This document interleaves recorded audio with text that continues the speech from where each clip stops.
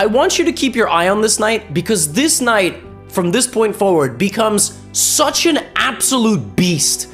The knight travels to b3 from where it is booted, and then it arrives on c5. The knight a few moves later will make its way to the e6 square and start harassing the territory over here. Mittens attacks with the pawn, Stockfish zigzags out of the way, and in this position on corks, an absolutely devastating move,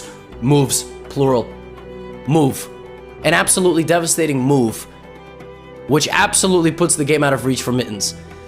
Here, Stockfish sacrifices the bishop.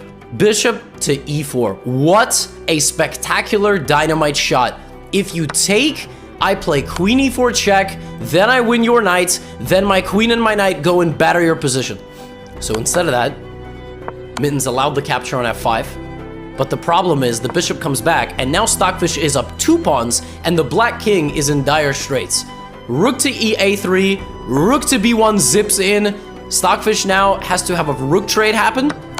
King walks to safety, king is completely safe on g2, and now we begin the demolition process. The knight goes to e6, the queen goes to c8, the pawn anchors the knight on d5, the pawn goes to d5, anchoring the knight on e6, and now I told you the knight finishes the spiritual journey. Knight f8, threatening knight g6, but it's not over. Queen d7 threatens mate on h7, the knight goes there now.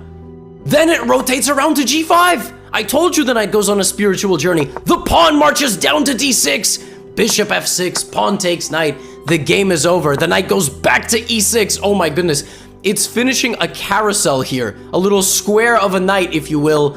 Check. And the bishop has to block. Knight takes f8. And folks, check again. And folks, the knight comes back to g5. I mean, I'm telling you, this knight was just an absolute unit. As the game concludes, Mittens realizes it literally has no moves. If it moves its queen, it's mated in a few moves. Check. And ladies and gentlemen,